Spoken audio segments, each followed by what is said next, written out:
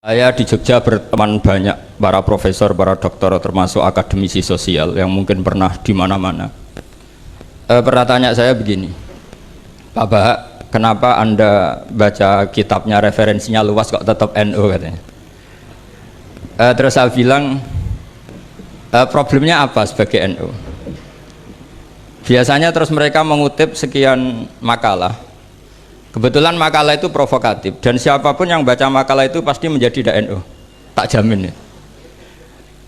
Kalau di Jogja misalnya di satu penerbitan, saya termasuk di dalamnya, itu pernah diperbandingkan kitabnya Said Muhammad Mafahim Yajibu Antusohah dengan kitabnya Bin Bas, judulnya Hadihi Mafahimuna.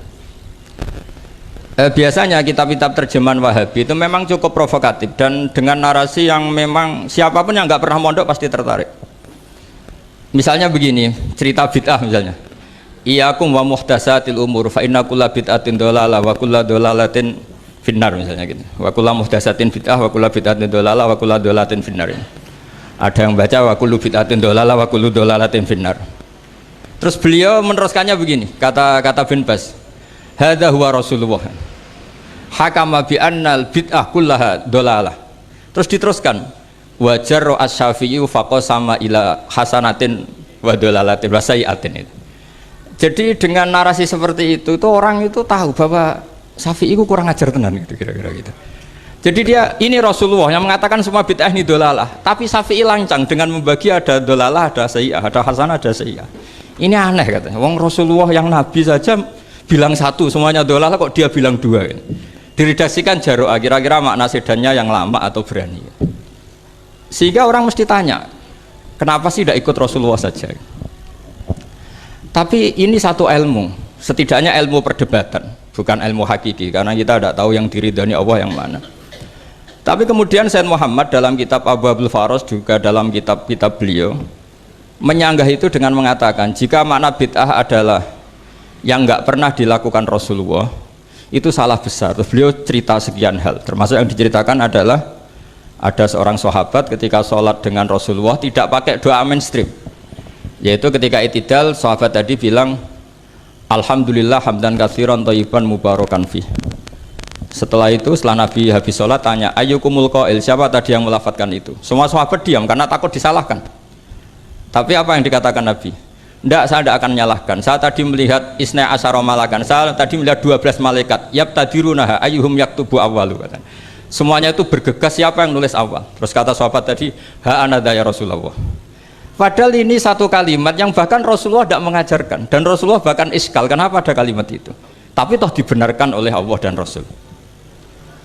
Cerita Said Muhammad kedua adalah ada sahabat setiap ngimami itu main kulhu. Wah, ngimami apa saja main kulhu. Singkat cerita makmumnya itu gerutu, ini orang kok main kulhu terus ini. Setelah dilaporkan ke Rasulullah, ditanya sama Rasulullah, kenapa kamu main kulhu? Ini dilaporkan ke saya. Kata si musolli tadi, imam tadi, li annaha sifatur rahman, karena dalam surat itu semua sifatnya Allah, maka fa'ana uhibbuha, saya senang itu. Apa kata Rasulullah? Saya disuruh bilang Allah ke kamu bahwa Allah mencintai kamu karena kamu mencintai kulhu. Terus keterusan sampai sekarang itu orang-orang NU baca kulhu terus itu, karena sekali baca idza samsu kuwirat mesti keponting gitu. Tapi artinya itu dibenarkan Rasulullah min ghairi sabqi ta'limin minhu, tanpa ada pelajaran dari beliau. Runtuhlah teori bid'ah bahwa bid'ah adalah semua yang nggak pernah dilakukan Nabi, diajarkan Nabi. Nyatanya beberapa kali Nabi membenarkan sesuatu yang belum pernah diajarkan oleh beliau. Masalahnya adalah tidak semua orang baca kitabnya Said Muhammad atau baca tidak paham. Nah, sementara kitab Hadihi Mafahimuna itu diterbitkan secara masif oleh pemerintahan Arab Saudi dan ada terjemahnya lagi, sehingga yang nggak bisa Arabnya bisa terjemahnya. Dengan narasi tadi bahwa Imam Syafi'i dibenturkan Rasulullah itu kan pasti kalah. Redaksinya itu Jaro'ah itu wani pakai hamzah.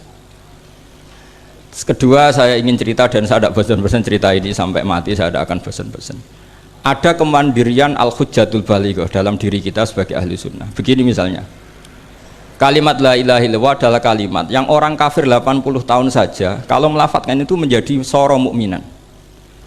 Lah ini kita tahlil yang sudah muslim hanya karena kalimat thayyibah justru menjadi kafir. Ini kan madzhab aneh. yang kafir puluhan tahun iyan tahu yukfar lahum makot salaf bihadil kalimah. Ini kita karena tahlilan sampai nyekel patok menjadi kafir juga karena la ilaha illallah. Ini aneh. Jadi kalimatun sing yakunu bihal kafiru musliman menjadi kalimatun yakunul mukminu biha kafirun. Ini kan kaidah yang aneh. Nah, saya ingin kalau ahli sunnah yang seperti ini sudah mandiri, sudah sehat, ya baguslah seperti itu. Terus yang terakhir, kenapa ditambahi an-nahdiyah? Ya seperti yang dikatakan moderator tadi. Di terminologi internasional itu kalau ahli sunnah pokoknya yang tidak sabus sahabat ahli sunnah. Sehingga Wahabi, Muhammadiyah, Ikhwan semuanya ahli sunnah wal jamaah. Karena kalau di media internasional asal tidak Syiah itu ahli sunnah. Hanya itu saja perbandingannya. Kalau ikramus sahabah ya ahli sunnah, kalau sabus sahabah ya Syiah. Problemnya adalah kita tidak ikut kelompok besar ahli sunnah yang mainstream di internasional karena mereka anti wasilah, anti tahlil. Sehingga terus Indonesia bilang ditambahi ahli sunnah wal jamaah an-nahdiyah. Yang kira-kira mungkin Gus Yofur dan kawan-kawan nambahin Nusantara gitu. Nah, nanti ini bagiannya Gus Yofur, saya kira demikian. Assalamualaikum warahmatullahi wabarakatuh.